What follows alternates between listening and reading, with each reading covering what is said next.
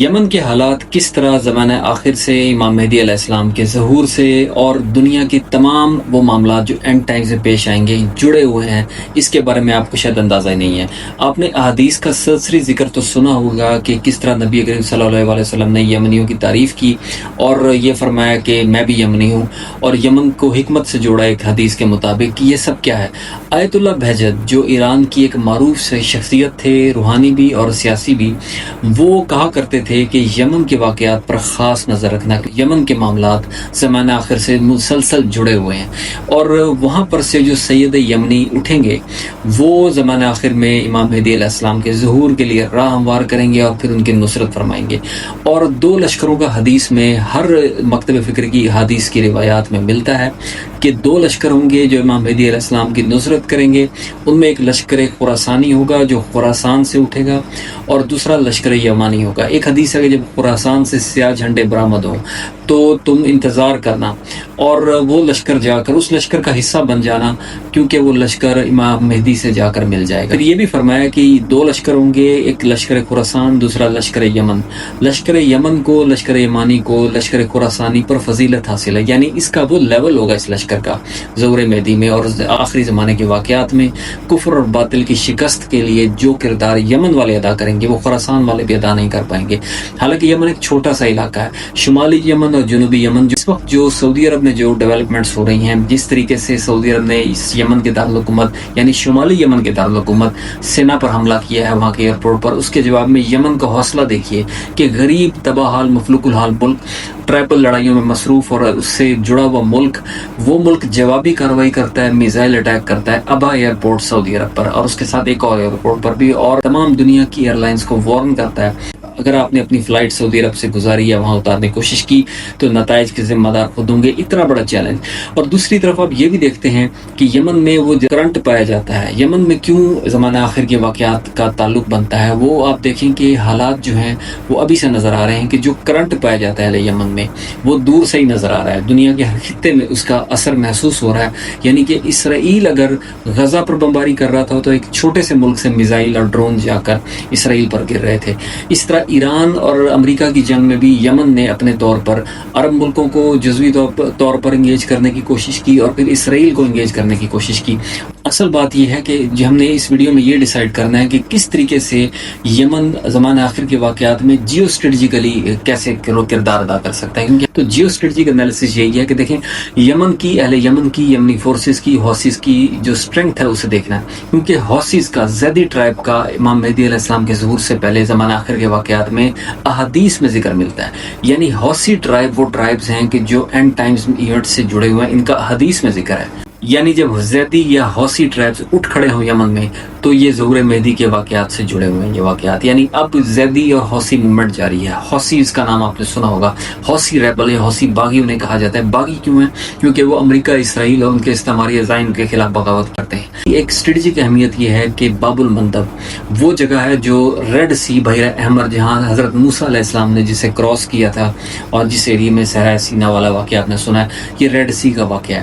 اس red سی کا تنگ سا علاقہ ہے جو جزیرہ نمائے عرب ہے اسے افریقہ سے، مصر کے ساحلوں سے جوڑتا ہے۔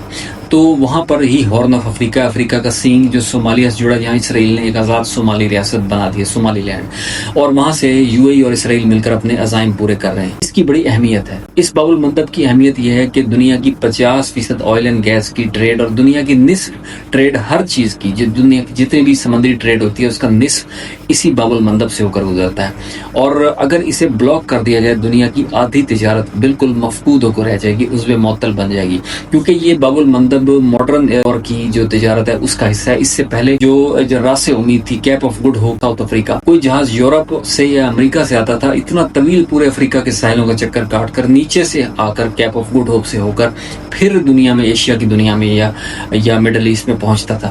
کئی مہینے لگتے تھے، کئی گنا زیادہ کاسٹ ہوتی تھی، پورا سال بھی لگ جاتا تھا. لیکن جب نہر سویز بنائی گئی اس کے بعد جناب علی یہ نہر سویز کے راستے سے پھر بحر احمر کا راستہ ہموار ہوا اور اس کے بعد یہ باب المندب کی اہمیت واضح ہوئی. اور باب المندب یمن کے نیچے ہے. اس کے ساتھ ساتھ یمن کے نیچے موجود ساحلوں اور پانیوں کی اہمیت یوں بھی ہے کہ یہاں ایک پرسرار جزیرہ واقع ہے جسے دجال کا جزیرہ بھی کہا جاتا ہے. حالانکہ ایسی کوئی بات نہیں ہے, پرسرار دیو ملائی جزیرہ ہے اور اس پہ ایسے جانور, جاندار, واقعات یا درخت یا پرندے ہیں جو دنیا میں کہیں اور پائے جاتے ہیں. اس جزیرے کا نام ہے سکوترا آئی لینڈ. یہ بھی دیو ملائی جزیرہ ہے. اسے یو اے نے اپنی دسترس میں رکھا اور اسے دفاعی پوزیشن کے طور پر رکھتا ہے اپنے قبضے میں, اور اب اسے اسرائیل بھی استعمال کرتا ہے. تو اس وجہ سے یہاں پر یو اے اور اسرائیل کی پریزنس موجود ہے سمندر میں, جو بالکل یمن کے نیچے ہے. تو یمن کے جو حوثیز ہیں اگر کسی بھی صورت میں ایران جنگ کرتا ہے تو باب المندب بند کر سکتے ہیں. ناظرین, ایران امریکہ جنگ جتنے فیزز بھی ہوئے 2025 سے لے کر اب تک, 2026 کے اب تک سیز فائر تک اور اس کے بعد ہونے والی جھڑپوں تک, اس میں ایک دفعہ بھی باب المندب کو بند نہیں کیا گیا. دھمکیاں دی گئی حوثیز کی جانب سے لیکن یہ بند نہیں کیا گیا. یہ آخری کارڈ ہے ایران کا اور اس کارڈ کے ذریعے دنیا کی ٹریفک بند ہو سکتی ہے. پھر یہاں پر صرف ٹریفک کا معاملہ نہیں ہے, انٹرنیٹ کیبل بھی یہاں سے گزرتی ہے. اگر ادھر انٹرنیٹ کیبل کاٹ دی جائے تو دنیا کی تقریباً 60% انٹرنیٹ جو ٹریفک ہے جو ایشیا کی طرف جا رہی ہے, ایشیا سے جا رہی ہے, وہ ختم ہو جائے گی. انٹرنیٹ پر موجود بلینز ٹریلینز اور ڈالرز کی بزنسز ٹرانزیکشن سب ختم ہو جائیں گے یا وقتی طور پر معطل ہو جائیں گے. ڈیلی بیسس پر نقصان ہوگا. کہ اگر باب المندب کو کلوز کیا جاتا ہے یا یہاں پر انٹرنیٹ کیبل کو ڈسٹرب کیا جاتا ہے یا کاٹ دیا جاتا ہے تو اس سے بدترین مسائل پیدا ہوں گے عالمی تجارت, ثقافت, معیشت کے لیے. اور اس میں اسے روکنے کے لیے اور ممالک میدان میں آئیں گے. امریکہ میدان میں آئے گا, وہ ملٹی نیشنل کمپنیز جو دنیا کی حکومتوں کو چلاتی ہیں. جب ان کا آن لائن بزنس بلاک ہوگا, یہاں پر ایشین ٹرانزیکشنز کا رک جائیں گے تو پھر وہ اسے بحال کرنے کے لیے حوثیز سے جنگ کریں گے. پھر بڑی بڑی قوتیں اپنے جہاز, طیارے, راکٹ, آرٹلری لے کر اس میدان میں, اس باب المندب کے سمندروں میں, ان پانیوں میں کود پڑیں گی. تو ایک عالمی جنگ کا سا منظرنامہ ہوگا. اسی خطرے کے پیش نظر بدترین حالات میں بھی ایران نے باب المندب کو کلوز کرنے کا گرین سگنل نہیں دیا حوثیز کو, اس لیے بھی یہ بند نہیں کیا کیونکہ اس کا مطلب ڈائریکٹلی ورلڈ وار ہونا تھا. یعنی جو نہر سویز کو بند کرنے کے اثرات سے اس سے 1.5-2 گنا زیادہ مہلک اثرات باب المندب کو بند کرنے کے ہیں. لیکن بدترین حالات میں بھی ایران نے یہ آپشن کھلا رکھا اور ایسے بارگیننگ چپ کے طور پر استعمال کیا. اب جو حوثیز ہیں یہ کس طریقے سے اس سے فائدہ اٹھا سکتے ہیں وقت بتائے گا. حوثیز کی سعودی عرب سے لڑائی شروع ہو چکی ہے. سعودی عرب پر ڈائریکٹ حملے ہوں گے. سعودی عرب نے آبیل مجھے مار کے مترادف یہ لڑائی حوثیز سے مول لے لی ہے اور اسے امریکی مدد کا امکان ہے لیکن امریکہ کسی کی موقع پر مدد نہیں کرتا. اب جو سچویشن ہے زمانے آخر میں یہاں پر ایک سید حسنی کا ذکر ملتا ہے حدیث و روایات میں. وہ سید حسنی اٹھیں گے, کوئی ایسی تحریک چلائیں گے یا لشکر کو لیڈ کریں گے, خدا جانے, کہ جو جا کر امام مہدی علیہ السلام کے ظہور کے وقت ان کی نصرت کرے گا. جب امام مہدی ظہور فرما لیں گے اس کے بعد وہ کعبے میں منادی کریں گے یا اس سے پہلے کچھ عرصہ پہلے یا اس کے بعد, یہ واقعہ کنفرم نہیں کہ کب, لیکن ان کے ظہور سے جڑے ہوئے یمن کا لشکر جا کر خراسان کے لشکر کو تقویت پہنچائے گا اور جا کر اس زمانے آخر کے واقعات میں کلیدی کردار ادا کرے گا. اینڈ ٹائمز پروفیسیز یمن پر جا کر پوری ہوتی ہیں. یقیناً جو جنوبی یمن ہے وہاں کے حالات میں, وہاں پر جو کرنٹ نہیں ہے وہاں کے واقعات اور معاملات میں, یہ شمالی یمن سے ہی کچھ ہوگا کیونکہ حوثیز شمالی یمن میں پائے جاتے ہیں.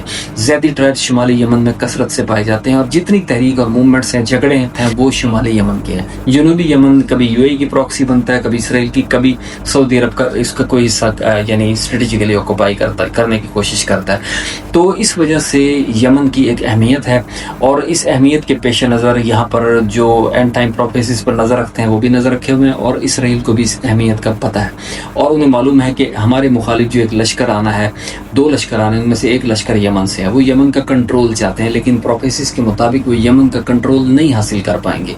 تمام تر ریاستی اور عالمی دفاعی قوت کے باوجود وہ مل کر بھی یمن کی موومنٹ ہے اسے سرد نہیں کر پائیں گے اور اس جنگ میں یہ یمنی غالب رہیں گے. اور ان کا کوئی جذبہ اور لیول اور ایمانیت اور روحانیت اس لیول کی ہوگی کہ رسول پاک صلی اللہ علیہ وسلم نے فرمایا کہ میں بھی یمنی ہوں.